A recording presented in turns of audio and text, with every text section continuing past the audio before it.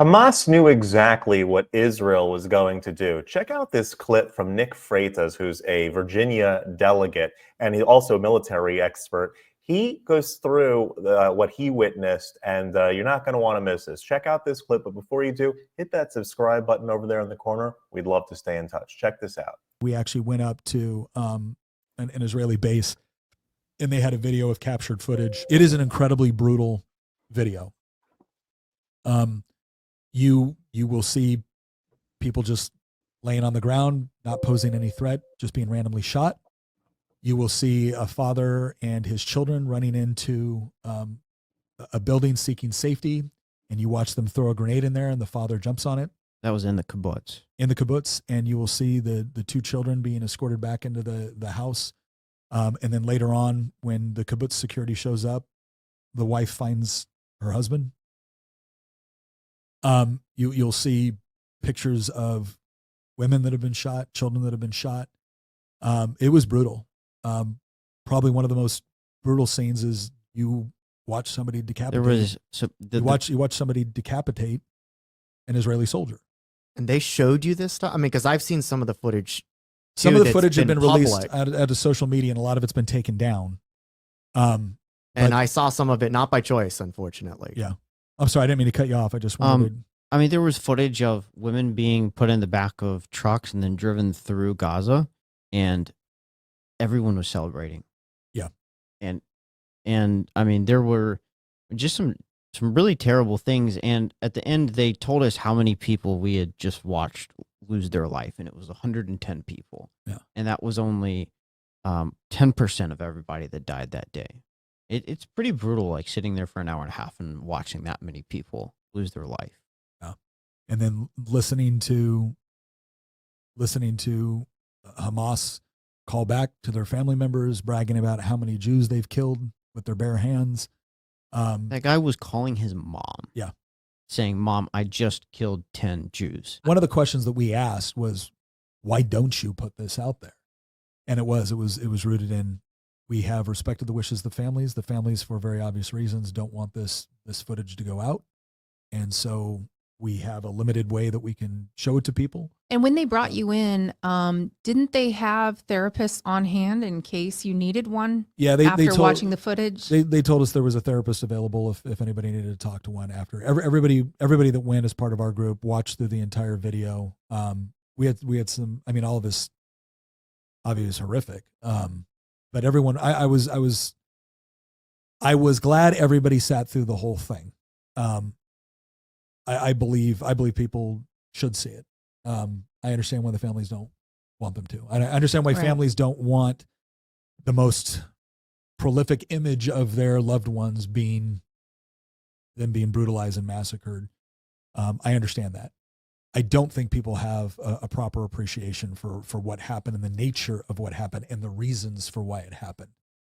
I think all these college professors talking about this is just part of resistance. It's like, really shooting a small girl is just, we're not talking about a situation where you fire a rocket at a military target, it overshoots it and lands in an neighborhood. And it's accidental. We're not talking about collateral damage. Unintended collateral damage, right? Collateral damage happens in war. It is practically unavoidable. We're talking about somebody who knowingly goes up and shoots a child. In the West, we are so convinced that nobody could possibly actually want to do these things unless they were just driven to it, or it was collateral damage, or and what it is it's arrogance. It's Western arrogance. It's treating people, treating terrorist organizations almost like children. Oh, you don't really believe that. As long as we give you as long as we give you your own state, or as long as we give you this, or as long as we give you aid, well, then you won't do these things. You're just driven to it. And it's like, no, they want to do this. When you give them aid, they take the fuel that Israel gives them for their generators to pump water, then put it in their trucks to go do more terrorism. I remember when Hamas took all of the pipes in Gaza that were supposed to be for like the water supply and gas lines and stuff like that, and they converted them into rockets. Yeah, they turn them into rudimentary rockets. And then they wonder why there's Well, and again, problems with water access. Just one more thing to understand, like 3,000 Hamas members crossed the border that day.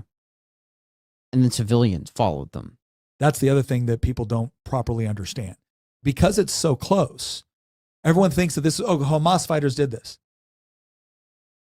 Gazan civilians then crossed the border and looted and proceeded to also engage in this activity. When they drove back with people in the trucks, it's not like Gazans were horrified by it. They were pouring out into the streets and celebrating and slapping bodies and kicking. So again, the two major revelations out of this, where again, when people tell you they want to murder you, start taking them seriously. Okay, this leftist claptrap of treating everybody like, oh, all they want is, no. They come from a different worldview. They believe different things. If you are a stated terrorist, if you believe that all Jews should be murdered, right, it may be really convenient for you in your safe little seat at the sociology department at Berkeley saying, oh, well, they don't really mean that. I guarantee you it's a very different world for people living on the business end of a rocket. And they're at a point where wherever you go, it's like, look, we take them seriously. They believe it. They want to do it. They hate us. That's it.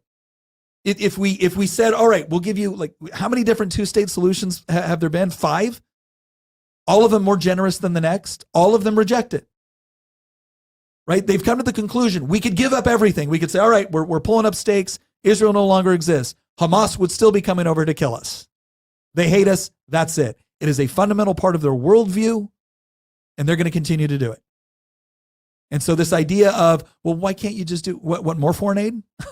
I mean, UN foreign aid funds a lot of the schools that are then being taught, they're teaching primary level children that one of their most noble tasks that they can do is die killing Jews.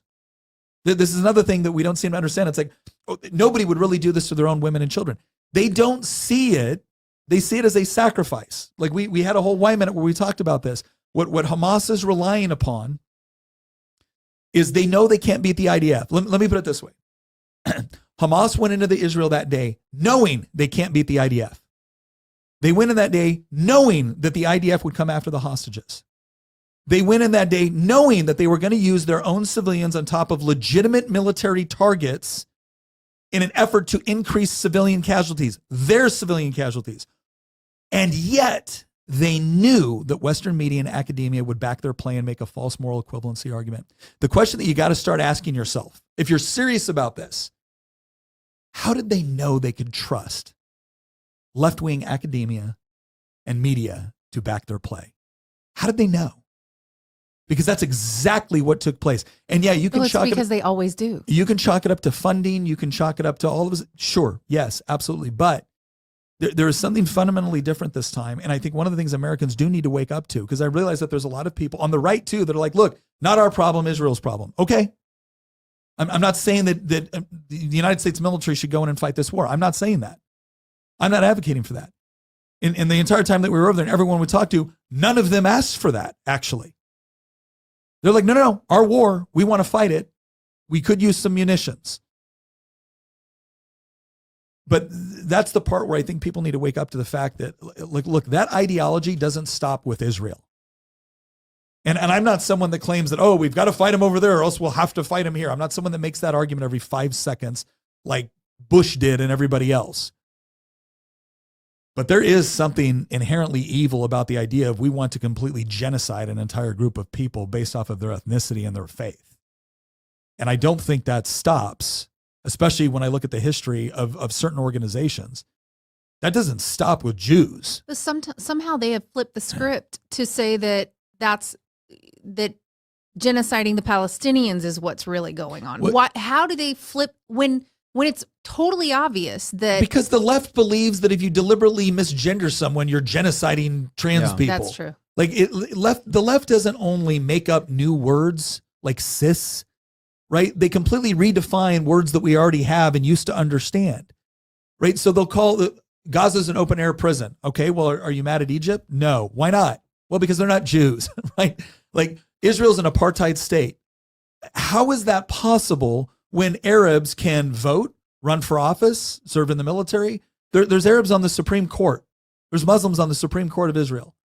Any Jews on the Supreme Courts of Islamic countries? Right? Like, they're genociding everything.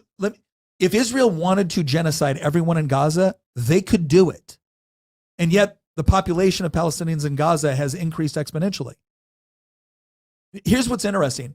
The next time somebody tells you Israel's an apartheid state, ask them, what are the criteria that makes something an apartheid state? And you know what they will end up describing? Almost every single Arab state in the region. Not all of them, but almost every single Arab state in the region. And yet, no connection is made.